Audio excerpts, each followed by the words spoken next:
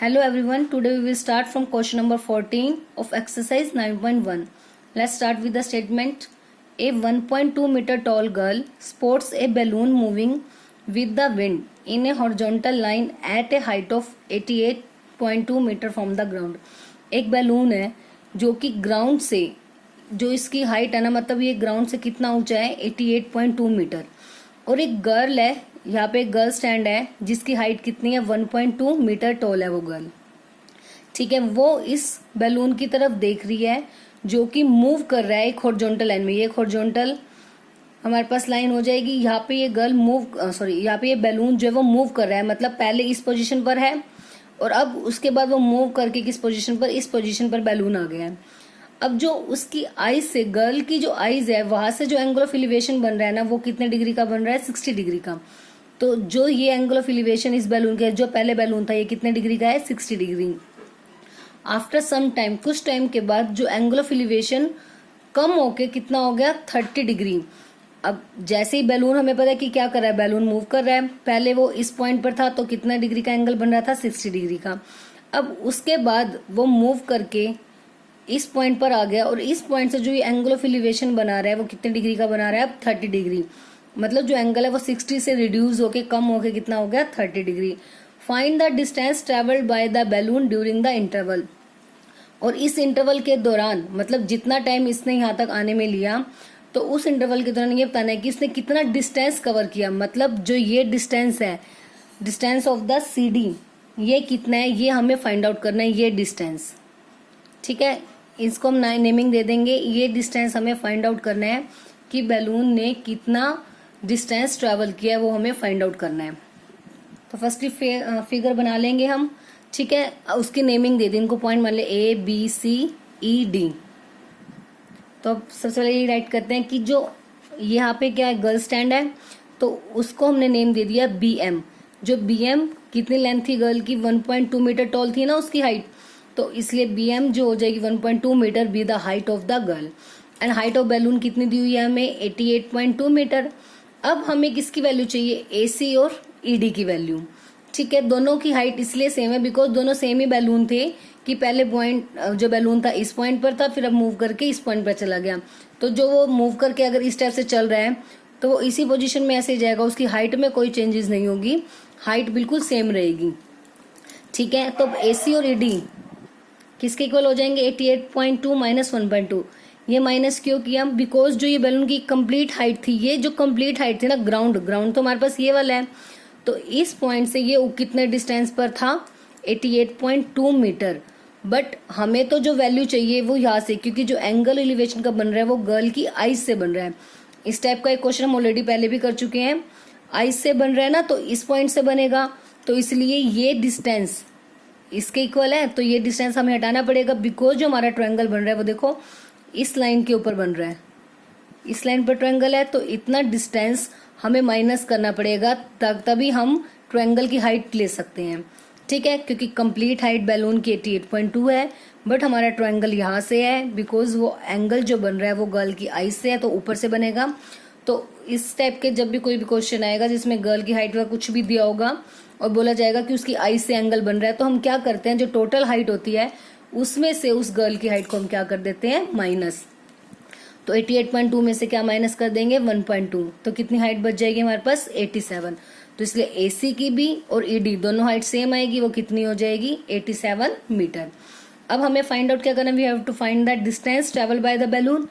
Distance find out करना, और वो डिस्टेंस कौन सा था, बैलून यहाँ पे था पहले इस पॉइंट पर, ये AC वाला, और अब वो कहाँ पे चला गया ED पॉइंट पर। तो हमें फाइंड आउट क्या करना है, डिस्टेंस CD। तो अब स्टार्ट करते हैं क्वेश्चंस को। अब इसकी वैल्यू निकालने, देखो ये तो कोई ट्रायंगल है नहीं, तो इसकी डायरेक्ट वैल्यू हम निकाल नहीं सकते, तो हम क्या करेंगे, हमारे पास दो ट्रायंगल बन रहे हैं, एक ट्रायंगल EBD और ट्रायंगल ABC। दोनों से बेस निकाल लेते हैं, इससे BC निकल जाएगा और इस कंप्लीट ट्रायंगल से क्या निकल जाएगा BD। तो अगर BD में से हम BC को माइनस कर देंगे तो क्या बच जाएगा हमारे पास CD, और यही वैल्यू हमें फाइंड आउट करनी है। ठीक है, तो दोनों ट्रायंगल को साइड बाय साइड लेके चलते हैं।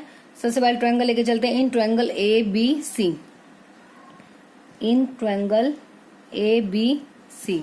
अब रिलेशन वही सेम, परपेंडिकुलर बाय में बेस, क्योंकि परपेंडिकुलर हमारे पास है ये भी कितनी है, इसकी लेंथ भी 87 है ये कंप्लीट, और बेस हमें फाइंड आउट करना है, परपेंडिकुलर गिवन है। तो रिलेशन क्या लगेगा, perpendicular by base. Perpendicular by base क्या होता है, टेंजेंट। अब तक देखो आपने कितने भी क्वेश्चन किए और मैं सभी में यही बन रहा था रिलेशन, तो आई होप सबको ये लर्न हो गया होगा अब तक तो कि जो टेंजेंट थीटा होता है वो किसके इक्वल होता है, परपेंडिकुलर बाय में बेस। अब ट्रायंगल हमने लिया है पहले ABC, इसमें जो एंगल है वो कितने डिग्री का है, ये वाला, ये बड़े वाला एंगल 60 डिग्री। तो टेंजेंट 60 डिग्री इक्वल हो जाएगा परपेंडिकुलर बाय में बेस। परपेंडिकुलर का मतलब है ये AC, बाय में बेस का मतलब है BC। टेंजेंट 60 डिग्री की वैल्यू होती है √3 और AC की वैल्यू है हमारे पास 87, BC की वैल्यू हमें निकालनी है, तो BC as it is. Now cross multiply, √3 BC equal हो जाएगा किसके, 87 के। तो BC की वैल्यू कितनी आ गई, 87 बाय में √3 मीटर आ गई BC की। अब इसी तरह से ट्रायंगल लेके चलते हैं इन ट्रायंगल EB और D में। तो इन ट्रायंगल EBD, अब इसमें भी परपेंडिकुलर और बेस है, तो इसमें भी रिलेशन क्या बनेगा, टेंजेंट और एंगल रिड्यूस होकर कितना हो गया था, 30 डिग्री, परपेंडिकुलर बाय बेस। अब यहाँ परपेंडिकुलर का मतलब क्या है, ED, और बेस क्या है, BD, क्योंकि ये कंप्लीट ट्रायंगल हमने लिया है EBD। ED is the perpendicular and BD is the base. ED is the perpendicular and BD is the base. ठीक है, ED की वैल्यू परपेंडिकुलर तो सेम ही है 87 बाय में BD हमें फाइंड आउट करना है। टेंजेंट 30 डिग्री होता है 1/√3, 87 बाय में BD। क्रॉस मल्टीप्लाई करेंगे तो BD की वैल्यू आ गई कितनी, 87 इंटू √3 मीटर। BD आ गया, BC आ गया, हमें तो क्या निकालना है, CD। इतनी वैल्यू निकालनी है, कंप्लीट वैल्यू हमारे पास है, ये वैल्यू है। तो अगर पूरे में से इसको माइनस कर देंगे तो क्या बच जाएगा, CD तो बचेगा। तो बस BD माइनस BC कर देते हैं CD निकालने के लिए। तो CD equal to BD minus BC। BD की वैल्यू है 87√3 माइनस BC की वैल्यू है 87 बाय में √3। ठीक है, अब दोनों का ले लेते हैं एलसीएम, √3 एलसीएम। 87 इंटू √3 की मल्टीप्लाई, क्योंकि इसके बारे में कुछ नहीं है तो डायरेक्ट जो एलसीएम है उसकी इसके साथ क्या हो जाएगी, मल्टीप्लाई। तो √3 का स्क्वायर हो जाएगा, √3 का स्क्वायर मतलब 3 माइनस 87 एज इट इज। अब इनको मल्टीप्लाई करते हैं, 7 3 21 कैरी 2, 8 3 24 और 2 26 माइनस 87 बाय में √3। माइनस कर देते हैं, 11 में से 7 गए 4, अब 5 में से 8 तो जाएंगे नहीं, तो 15 minus 8 which is equals to 7 और 1 बाय में √3। अब बाय में √3 है तो इसका क्या करना पड़ेगा हमें, रैशनलाइज, √3 से मल्टीप्लाई एंड √3 से डिवाइड। 174√3 बाय में √3 का स्क्वायर हो जाएगा। अब ये कैंसिल आउट हो जाएगा, 3 5 15 कैरी 2, 3 8 24, तो 58√3 metre. This is the required distance that we have to find out. So बस लास्ट में लिख देंगे required distance equals to 58√3 metre. Now next question number 15, a straight highway leads to the foot of a tower. साथ साथ इसकी figure भी देखेंगे हम, क्या है, एक स्ट्रेट हाईवे है, leads to a foot of a tower, मतलब एक स्ट्रेट हाईवे है हमारे पास। हमने मान लिया कि ये BC जो है ये एक स्ट्रेट हाईवे है जो कि लीड कर रहा है कहाँ से, एक फुट ऑफ द टावर, और AB को हमने मान लिया कि this is the height of the tower. तो इसके फुट से यहाँ पे लीड, मतलब यहाँ से एक हाईवे, स्ट्रेट हाईवे जा रहा है। अब a man standing at the top of the tower observe a car eight an angle of depression of 30 degree. अब एक आदमी जो मैन टावर की टॉप पे खड़ा है वो ऑब्जर्व करे कि एंगल ऑफ डिप्रेशन, एक कार आ रही है जो हाईवे पर, वो एंगल ऑफ डिप्रेशन बना रही है कितने डिग्री का, 30 डिग्री का, which is approaching to the foot of the tower, जो कि फुट ऑफ टावर के फुट की साइड अप्रोच कर रही है। मतलब सपोज यहाँ पे ए पॉइंट पर एक आदमी खड़ा है कोई, वो एक कार को ऑब्जर्व कर रहा है। सपोज हमने कर लिया कि पहले वो कार जो है C पॉइंट पर है, ठीक है, सी पॉइंट पर एक कार है, वो ऊपर से ऑब्जर्व कर रहा है कि वो जो कार है हाईवे पर वो 30 डिग्री का एंगल बना रही है। कौन सा एंगल ऑफ डिप्रेशन? डिप्रेशन मतलब ऊपर से नीचे की ओर बनेगा, ऊपर से नीचे की ओर एंगल बन रहा है हमारे पास। तो उसके लिए हमें क्या चाहिए होता है? हॉरिजॉन्टल लेवल चाहिए होता है।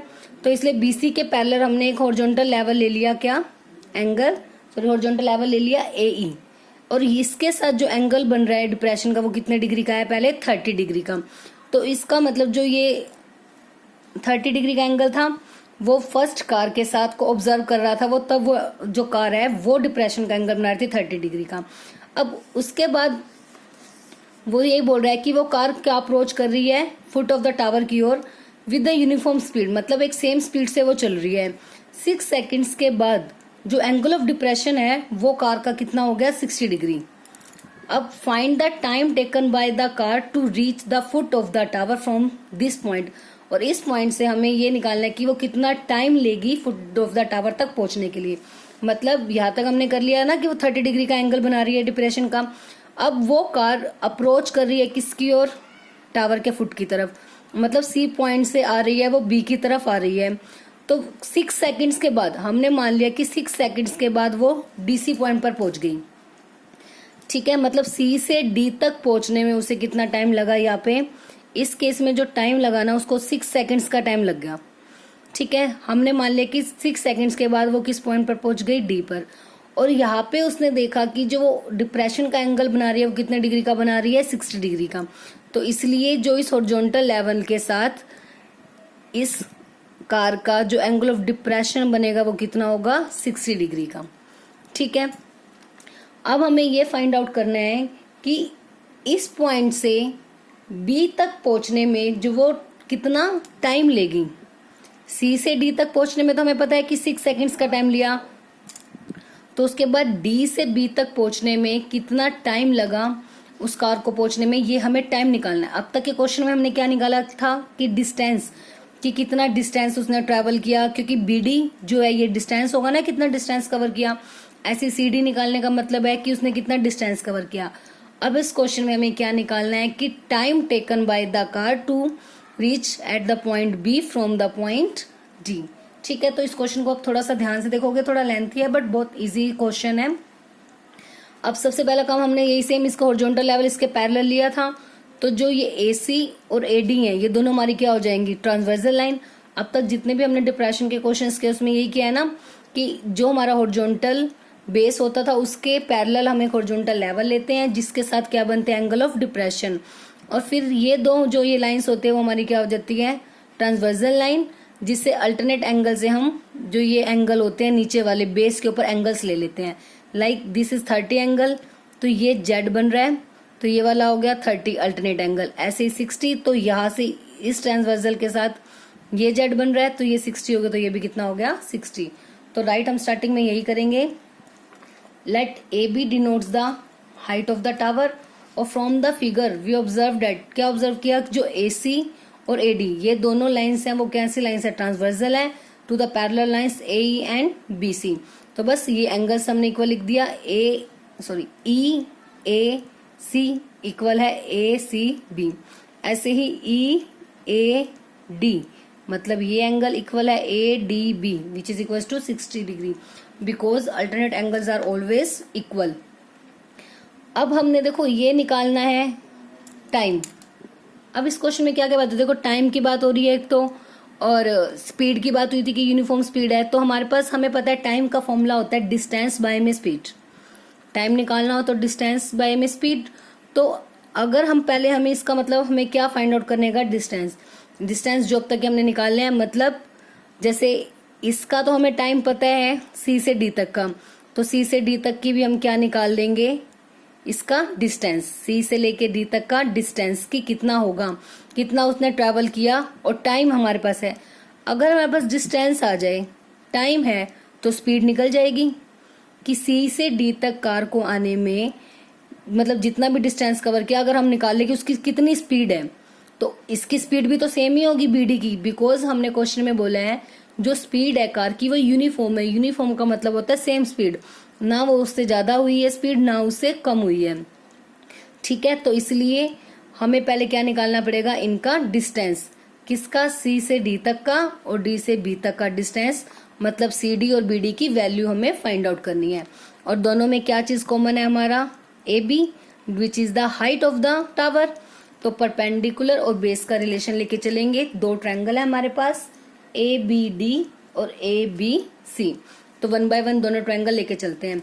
सबसे पहले in triangle A B D, हम इनको ना नेमिंग दे देते हैं। इसको लेट कर लेते हैं बी डी को एक्स और डी सी को क्या मान लेते हैं, वाई। बी डी को एक्स, डी सी को मान लिया मैंने वाई।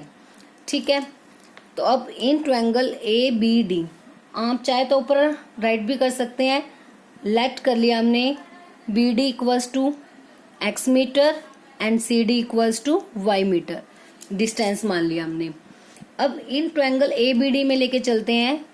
एंगल कौन सा रहेगा, ये टेंजेंट ही रहेगा हमारे पास रिलेशन पी बाई बी में। तो इसमें जो एंगल है वो कितना है, 60 डिग्री। तो tangent 60 degree equals to perpendicular by में बेस। यहाँ परपेंडिकुलर का मतलब क्या है, A B, base B D. तो ए बी बाय में बी डी, टेंजेंट 60 डिग्री की वैल्यू होती है √3। ए बी की वैल्यू हमें नहीं पता, एज इट इज राइट कर दिया। और बी डी की वैल्यू हमने क्या माननी है, एक्स। तो यहाँ से क्रॉस मल्टीप्लाई करके √3x which is equals to A B. अब हमें तो x और y की वैल्यू फाइंड आउट करनी है। तो यहाँ से x की वैल्यू निकालते हैं। x की वैल्यू हो जाएगी ए बी बाय में √3 मीटर। x की वैल्यू आ गई, मतलब d से b तक का डिस्टेंस जो कवर किया था कार ने वो कितना हो गया, ए बी बाय में √3 मीटर। सेकेंड ट्रायंगल है हमारे पास, ट्रायंगल ए बी सी। अब ए बी सी में जो हमारा परपेंडिकुलर है वो ए बी ही है और बेस कितना हो जाएगा, बी सी। तो अब लेके चलते हैं इन ट्रायंगल ए बी सी। अब ए बी सी में सेम टेंजेंट है। अब इस केस में एंगल हमारा कितना था, 30 degree, which is equals to perpendicular by में बेस। परपेंडिकुलर कितना था इधर, ए बी, और base is B C. Tangent 30 degree की वैल्यू 1/√3। अब ए बी की वैल्यू तो हमारे पास नहीं है, अभी एज इट इज रख दिया ए बी। बी सी, जो बी सी ये कंप्लीट वैल्यू वो क्या हो जाएगी, ये एक्स है ये वाई, तो ये कंप्लीट कितनी हो जाएगी, एक्स प्लस वाई। तो B C is x plus y, cross multiply, x plus y equal आ गया हमारे पास ए बी √3। ये आ गई एक्स प्लस वाई की वैल्यू। हमें वैल्यू निकालनी है किसकी, वाई की।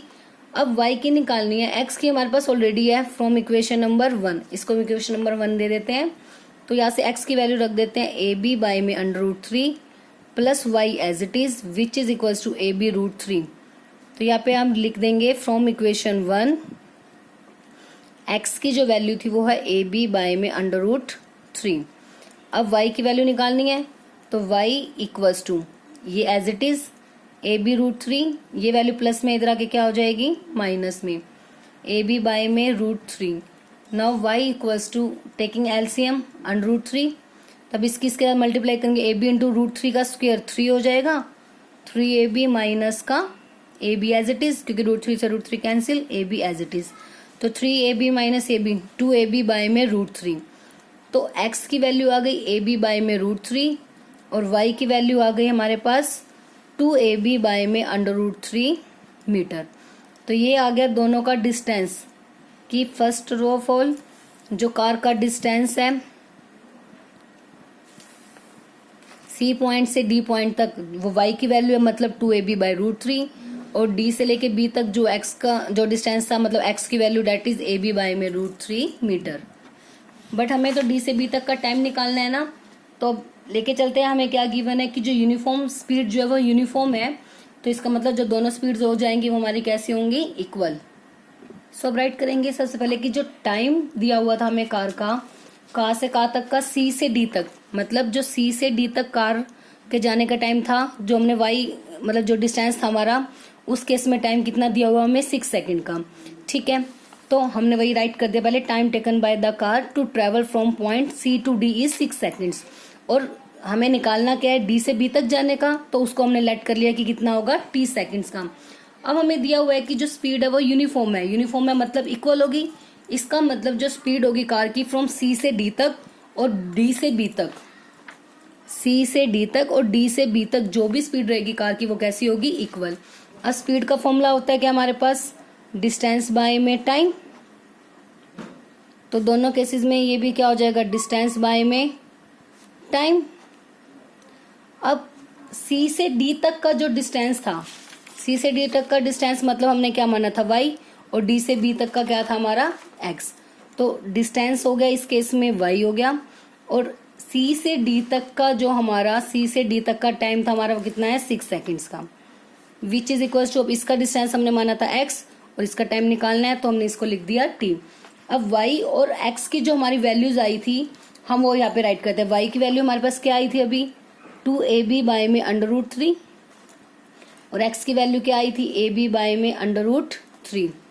जो ये दोनों वाली वैल्यूज आई थी ना हमारी, x की वैल्यू और y की वैल्यू, बस ये वैल्यूज हम इसमें पुटअप कर देंगे। अब दोनों की ab से ab कैंसिल, सॉरी ये x इसके बाय में 6 एज इट इज रहेगा क्योंकि y की वैल्यू है बाय में 6 और ये x की वैल्यू और इसके बाय में t। Now cross multiply on both sides, 2ab by में √3, ये कंप्लीट एक वैल्यू है, इसकी मल्टीप्लाई हो जाएगी t के साथ, ये एक कंप्लीट ऊपर वाली एक वैल्यू है ab बाय √3, इसकी मल्टीप्लाई किसके साथ, 6 के साथ। अब ab से ab कैंसिल, दोनों साइड पे है, मल्टीप्लाई में है वैल्यूज, √3 से √3 कैंसिल, तो बच गया 2t इक्वल्स टू 6, तो t की वैल्यू आ गई, सॉरी 2t इक्वल्स टू 6, तो t की वैल्यू आ गई 2 मल्टीप्लाई में इधर आके डिवाइड में 3, तो मतलब हमें t की तो वैल्यू निकालनी थी ना, कि जो हमारा टाइम था d से b तक का, मतलब कार को जो d पॉइंट से लेके टावर का जो फुट है मतलब कि b पॉइंट वहां तक पहुंचने में कितना टाइम लगेगा वो हमें फाइंड आउट करना था, जो हमने माना था क्या, t। So our required time is 3 seconds. एक बार फिर से मैं आपको ये क्वेश्चन बता देती हूँ, एक बार दोबारा से देखोगे, बस इसके आपको थोड़ा सा स्टेप्स ध्यान रखने हैं और कुछ भी चेंज नहीं है। सबसे पहले क्वेश्चन था क्या था हमारे पास, एक टावर दिया हुआ है जिसको हमने ए बी मान लिया। अब यहाँ पे एक पर्सन स्टैंड है, वो देख रहा है एक कार है जो हमारे यहाँ पर, ठीक है, एक कार है, वो एंगल ऑफ डिप्रेशन बना रही है, किसके साथ, कितना बना रही है, 30 डिग्री का। तो ये एंगल ऑफ डिप्रेशन इस लाइन के साथ कितना बन गया, 30 डिग्री। फिर ऐसे ही वो कार जो अप्रोच कर रही है टावर के फुट की ओर, मतलब इस साइड आ रही है, तो उसने कहा कि 6 सेकंड्स के बाद वो 60 डिग्री का एंगल ऑफ डिप्रेशन बना रही है। तो मतलब सी से डी तक आने में उसको 6 सेकंड्स का टाइम लगा था, ये हमें गिवन है, और वो 60 डिग्री का एंगल बना रही है। तो उसके बाद हमें निकालना है कि उसको टावर के फुट तक पहुंचने में कितना टाइम लगा, हमें इसका क्या निकालना है, टाइम। और एक चीज और हमारे पास जो इम्पोर्टेंट वो मेंशन है, वो क्या है, जो इसकी कार की स्पीड है वो पूरा टाइम यूनिफॉर्म रही है, मतलब सेम स्पीड रही है। अब पहले तो यही सेम मेथड से जो एंगल ऑफ डिप्रेशन होते हैं उसमें ये 2 ट्रांसवर्सल लाइन बनती है, जिससे हम बेस पर उसके एंगल्स को अल्टरनेट एंगल की वजह से हम शो कर देते हैं, वही सब हमने करना है। अब उसके बाद हमारे पास 2 ट्रायंगल बन गए, ए बी डी और ए बी सी। दोनों से पहले हम ये बी डी और सी डी की वैल्यू निकाल लेंगे, क्योंकि हमें टाइम निकालना है। टाइम का हमारे पता है फॉर्मूला होता है कि डिस्टेंस ओवर स्पीड, मतलब डिस्टेंस और स्पीड इनकी वैल्यू हमें चाहिए होती है। तो बी डी और डी सी दोनों हमारे क्या है, डिस्टेंसेज ऑफ द कार। सी से डी तक आने में जितना डिस्टेंस कवर हुआ उसको मैंने वाई मान लिया, और डी से बी तक आने में जो डिस्टेंस हुआ उसको मैंने क्या लेट कर लिया, एक्स। तो पी और बी का रिलेशन लेके यहाँ से हमने एक्स की वैल्यू निकाली, और इस वाले ट्रायंगल से वाई की वैल्यू हमने निकाली। फर्स्ट वाले से निकाली एक्स की वैल्यू आ गई है, सेम जो अब तक के हमने क्वेश्चन किए हैं। सेकंड वाले से ऐसे किसकी निकल गई, वाई की वैल्यू। उसके बाद हमारे पास क्या था कि हमने टाइम दिया हुआ था कार का सी से डी तक आने में 6 सेकंड्स, और हमें निकालना था डी से बी का, उसको हमने लेट कर लिया टी। अब स्पीड यूनिफॉर्म है तो दोनों केसेस में स्पीड कैसी रहेगी, इक्वल, सी से डी तक आने में भी और डी से बी तक। फॉर्मूला होता है स्पीड का डिस्टेंस ओवर टाइम। अब इस केस में डिस्टेंस हमने माना था वाई और इस केस में माना था एक्स। इसका टाइम 6 दिया हुआ है, इसका हमने निकालना है टी। वाई और एक्स की वैल्यू अभी हमने निकाली है, इनको हमने पुट कर दिया, क्रॉस मल्टीप्लाई करके बस सॉल्व करके किसकी वैल्यू आ गई हमारी, टी की। मतलब जो टाइम हमें निकालना था, required time is 3 second. This is our final answer. अब नेक्स्ट 16 क्वेश्चन है, the angle of elevation of the top of the tower from 2 points at a distance of 4 meter and 9 meter from the base of the tower and in the same straight line with it are complementary। अब इसमें angle तो कौन से हैं, elevation के हैं, मतलब नीचे से ऊपर की ओर। अब इन्होंने इसने ये बोला है कि एक टावर है हमारे पास, ठीक है, उस टावर को हमने लेट कर लिया कि A B is the tower. अब ये कह रहे हैं कि टावर का जो फुट है ना उससे 4 मीटर के डिस्टेंस पर और 9 मीटर के डिस्टेंस पर 2 पॉइंट है। तो हमने मान लिया कि एक सी पॉइंट है जो कि बी से 4 मीटर के डिस्टेंस पे है और बी से डी तक का डिस्टेंस जो है वो कितना है 9 मीटर का। अब ये कह रहे हैं जो ये 2 पॉइंट्स है ना ये एंगल ऑफ एलिवेशन बना रहे हैं ए के साथ, मतलब टॉप ऑफ द टावर के साथ, वो दोनों एंगल्स कॉम्प्लीमेंट्री। अब इसमें कोई स्पेशल एंगल मेंशन नहीं किया, बस ये बोले कि वो दोनों एंगल्स कॉम्प्लीमेंट्री है। अब कॉम्प्लीमेंट्री एंगल्स का मतलब होता है वैसे ऐसे एंगल्स जिनका सम कितना होता है 90 डिग्री, ठीक है, जिनका सम 90 होता है। तो हमने लेट कर लिया एक एंगल उनमें से क्या है थीटा, तो दूसरा कौन सा होगा, टोटल होता है दोनों का सम 90, मतलब 2 एंगल होते हैं सपोज, उनका सम कितना होता है 90 कॉम्प्लीमेंट्री में से। अगर ए थीटा है तो अगर हमें बी निकालना है तो वो क्या होगा, ये प्लस इधर आके माइनस, मतलब 90 माइनस थीटा। तो अगर एक थीटा है तो दूसरा कितना होगा 90 माइनस थीटा, ठीक है। एक स्ट्रेट लाइन में मतलब एक ही साइड पे ये दोनों एंगल्स हमें दिए हुए हैं। अब proof that the height of the tower is 6 metre, तो मतलब हमें प्रूफ करना है जो ए बी की जो लेंथ है, मतलब ए बी की जो हाइट है वो कितनी है 6 मीटर, ठीक है। अब सबसे पहले ये लिख के चलेंगे, हम लेट कर लिया ए बी को, वो डिनोट कर रहा है क्या हाइट ऑफ द टावर, और angle of elevation complementary angles है, तो अगर ये थीटा है तो दूसरा कितना हो जाएगा 90 माइनस थीटा। बीसी की वैल्यू 4 दी हुई है और बीडी की वैल्यू कितनी दी हुई है हमें 9 मीटर। तो ये राइट कर देते हैं। हमें प्रूफ क्या करना है कि जो हाइट है किसकी, टावर की, वो कितनी हमें दिखानी है 6 मीटर, ये हमें प्रूफ करना है। तो अब इसका हम सॉल्यूशन करते हैं। अब क्या होगा इसमें, अब इसमें भी देखो 2 ही हमारे पास एंगल बन रहे हैं, triangle sorry A B C और ए बी डी। तो दोनों ट्रायंगल को 1 बाय 1 लेके चलते हैं। सबसे पहले इन ट्रायंगल ए बी सी, अब इसमें हमें निकालने की हाइट निकालनी है, मतलब ए बी की वैल्यू तो परपेंडिकुलर लेना पड़ेगा और बेस हमें गिवन है, तो पी बाई बी मतलब टेंजेंट, और एंगल क्या है इसमें थीटा, तो tangent theta equals to P by में बी। पी का मतलब हमारे पास है ए बी और बी का मतलब क्या है बेस मतलब बी सी। अब टेंजेंट थीटा, थीटा तो कुछ है ही नहीं, एज इट इज रहेगा। ए बी की वैल्यू हमें निकालनी है, बी सी की वैल्यू कितनी है 4 मीटर, ठीक है। ये आ गया टेंजेंट थीटा की वैल्यू आ गई ए बी बाय में 4 सेंटीमीटर लिखने की नीड नहीं है अभी, बस ए बी बाय में 4। This is our first equation, ठीक है। अब उसके बाद सेकंड ट्रायंगल लेके चलते हैं, कौन सा है A B D. In triangle A B D, A B D में क्या हो जाएगा सेम टेंजेंट। अब इसमें एंगल है हमारा 90 माइनस थीटा, परपेंडिकुलर बाय में बेस, परपेंडिकुलर तो सेम है ए बी और बेस क्या है हमारा बी डी, बी डी की वैल्यू है 9, तो टेंजेंट ऑफ 90 माइनस थीटा ये होता है कोट थीटा। ए बी की वैल्यू हमें निकालनी है और बी डी की वैल्यू है 9। अब देखो जो ये टेंजेंट ऑफ 90 माइनस थीटा है, ये कंसेप्ट वैसे आपका एक्सरसाइज 8.3 में आता है, जो कि इस बार आपके सिलेबस से रिमूव हो गई है। तो आपको इतना याद रखना है कि टेंजेंट ऑफ 90 माइनस थीटा वो किस में चेंज हो जाता है कोट थीटा में कन्वर्ट हो जाता है। इसी तरह से जैसे sine of 90 minus theta cos theta में हो जाता है, कोस साइन में हो जाता है। बट इतना कुछ आपको लर्न करने की नीड नहीं है, बिकॉज ये टॉपिक आपके सिलेबस से रिमूव हो चुका है। तो आपको सिर्फ इतना ध्यान रखना है कि tangent of 90 minus theta change हो जाता है कोट में। ऐसे ही अगर आ जाता कि कोट ऑफ 90 माइनस थीटा वो किस में चेंज हो जाता टेंजेंट में। सिर्फ आप इतना रिमाइंड रखोगे, that's enough. This is equation number 2। अब हमें वैल्यू निकालनी है ए बी की। अब इसको करने के 2 मेथड, एक मेथड यहाँ से ए बी की निकाल ले यहाँ पुट करें, नहीं तो उससे इजी मेथड है क्या करेंगे हम इन दोनों को मल्टीप्लाई कर देते हैं। मल्टीप्लाई क्यों कर रही हूँ मैं, क्योंकि जो कोट है वो टेंजेंट का इनवर्स होता है, इससे ये इजीली कैंसिल आउट हो जाएंगे दोनों वैल्यूज। आप चाहो तो मल्टीप्लाई कर सकते हो, नहीं तो यहाँ से हम क्या करेंगे टेंजेंट की वैल्यू निकालेंगे।